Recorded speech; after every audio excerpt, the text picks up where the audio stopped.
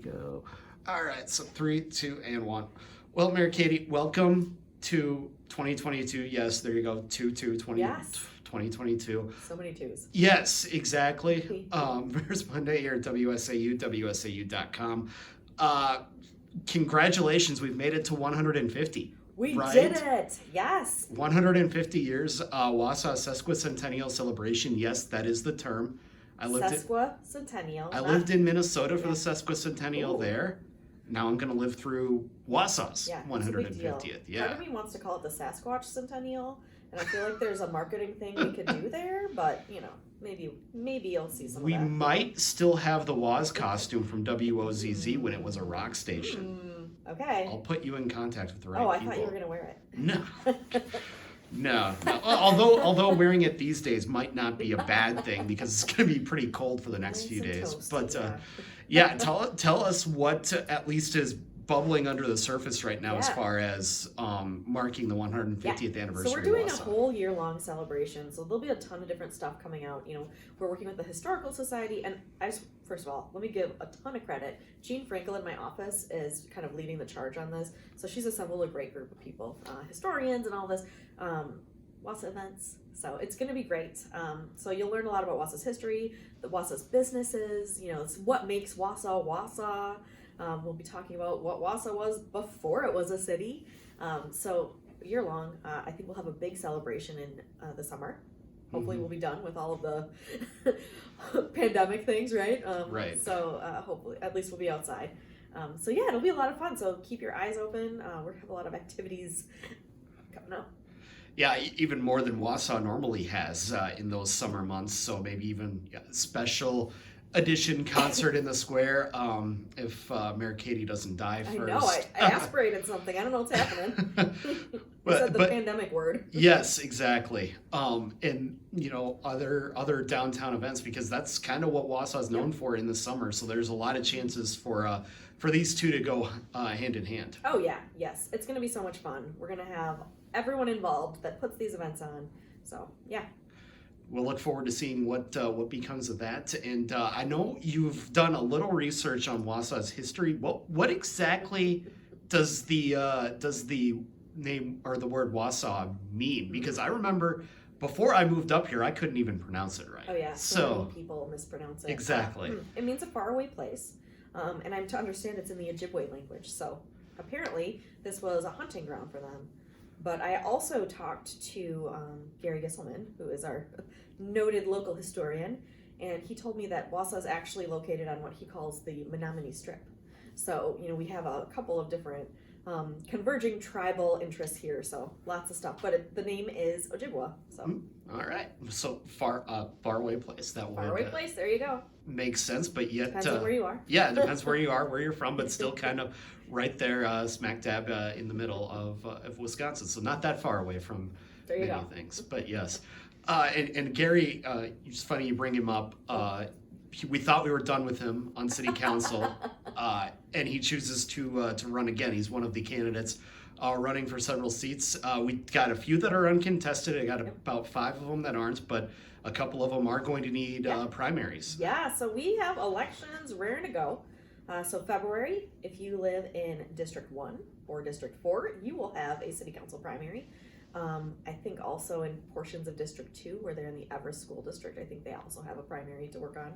So yeah, we have that, and then Carrie is running for city council again against the sitting incumbent. So there's a lot going on. County board, I was trying to catch up with you about some of these races before we started. There's a lot of interest, which is actually pretty awesome. We want a lot of people engaged. Democracy is awesome, so make sure you register to vote. You can do that. Absolutely. And how is the easiest way for people to do that? Okay, well, it depends on how comfortable you are with technology. You can do it online. You're gonna have to scan or take a picture of your driver's license to submit it. That's to the state office, and then we'll get that. Or you can just pop in. We can help you out with an application. We'll make sure you're registered, and then you should be good to go. Then you'll need to vote in your polling station. You could request an absentee ballot. Just depends on what you want to do. And then the other thing we want to make sure people know too is, there's a lot of talk about redistricting right now. We still don't know what's going to happen at the state level, Correct. but the local level is done. And actually, I know this because it impacted me. I moved. Did you get shifted? I got shifted from District 10 to 11. Okay, then. My polling place even got moved. So if you don't know, So you're at the Armory now? I am at the at Marathon Park now, Oh, actually. okay. So Yeah, if you don't know to check that though, come Yes. election day, you could be scrambling. Yeah, definitely check the website. So we have information on our city website. The state has all that information. I think it's My Vote. I should have remembered this, but we just went through this all in 2020. Yes. But My Vote Wisconsin will have all that information. You just put your address in there, and you'll see where you need to go to vote. But yeah, you can always call us, give us your address. We'll punch it in, and we'll figure it out for you. And it'll We have a even, brand new clerk who you're gonna love. Mhm. And if you punch it in online too, it'll even give you a nice organized list of all the elected officials Who is representing you? who represents you. So And actually, yes. once the ballots are approved, you'll be able to have a sample ballot to look at, and you can see what your ballot will actually look like. So again, for those that have a primary, give us an idea of when they should plan to vote, and will there be opportunities, maybe even here at City Hall, for them to hear from the candidates? Well, I don't know about City Hall. I don't know if we'll be hosting any of that, but obviously I'm an enthusiast, so I'm sure there will be opportunities for debates and different things. So I'll be attending to look, because I have a primary in my district that I'm interested in. But yeah, if you have a primary, it's the second week of February, so keep that on your radar. You can vote here at City Hall, absentee, or you can vote at your polling place. And that's again from 7 a.m. to 8 p.m. On the day of. So There you make go. sure everybody knows to get out, and again, 100% turnout, Yeah. right? That's what I want. I want 100% turnout. We have a ton of new poll workers too, so give them something to learn from. Show up and keep them busy. Indeed. We'll look forward to seeing where that goes. And of course, brand new city council. We'll have at least 2 new faces on the city council. Yep. Could be more, could be less. All depends on where things go. Last time we had 5 new, it was wild. Yes. So. Yes, indeed. And again, that's all coming up a few months down the road, hopefully, when we I have. think it's technically, from filming, I think it's 90 days until the April election. Okay. So, it's I'm gonna take your word for that. You would know before anybody else, I think. That's the kind of time frame I like to know. What's happening when. Yes, indeed. One more thing before we let you go here. Yeah. And now, actually, I'm drawing a blank. What was the last thing? Were we going to talk about refugees? We were going to talk about Okay. refugees. Thank you. Yeah, Thank you. so it's always interesting when we film these the week before. The Yes. last week of December, it was actually my birthday. The first families arrived, the first Afghan refugee families. So I had an opportunity to meet them at the airport. Very excited to be here.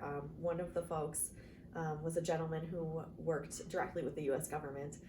He speaks English very well, and he's enthusiastic about America. He's so excited that this is his new country. And he's very excited. He's got a family of kids. They're enrolled in the school district. They're learning English, and they're working with our community. He's working on finding a job. And actually, I posted a picture of him. I didn't think anyone would recognize him. And one of the Marines that worked directly with him in Afghanistan reached out to me and said, he is a very special person. You are so lucky. He is going to work for your country just as hard as he worked for his home country. So you are just the luckiest. So I take him at his word. Absolutely. I would say that coming from a Marine is it's pretty high praise. But you also mentioned these both these individuals, they have families. So the whole family has moved here to Wausau as well. Getting a chance to interact with them, what's the feel that you got for these families? Yeah, I think I saw one of the children that was a little enchanted by the snow, so that's fun. There comes a time when I was enchanted by the snow too. Maybe not so much right now, but yeah, one of the oldest children also speaks English, so he's learning pronunciation and making sure that he can interact very well. But I think they're excited. I can't imagine what it must feel like. A completely new country, completely different vibe. But we're excited. They're excited. They were a little shy, but I'll be meeting up with them in a little bit here to make sure that they have everything that they need. Yeah, exactly. And did you get an idea then? Do these families? What is their plan right now? You mentioned one just looking for a job. Do they have ideas and things like that they want to bring to Wausau. Yeah, totally. So they're looking for jobs. I don't exactly know what people want to do. I'd heard a little bit. There's some folks with entrepreneurial interests, so that could be fun. We have a lot of openings for people that need CDLs. So that training, we have that right at NTC. So that's an opportunity for our whole community too. And I've heard from businesses who've reached out and they said, hey, make sure that you have refugees apply to my business. I want to give, and I actually had one say, I want to give 5 refugees a business. I'm an immigrant. I want to give this opportunity. So lots of stuff going on here. Yeah, and that's great to hear from the community as well, that they're really embracing this, because these people, you get a feeling like they're in a position that they could come here and make a difference, and really, the void that they fill here is going to be as big as they want it to. 45 years ago, we embraced our Hmong neighbors coming here. Very, very similar circumstances, right? They were our allies in Vietnam, and really, I can't imagine Wausau without our Hmong neighbors. That's who we are, and so I'm imagining 45 years from now, we are going to have. There's going to be a big impact and opportunity for folks from all these backgrounds. I've got friends that were actually working at Fort McCoy. They told me Afghani food is outstanding.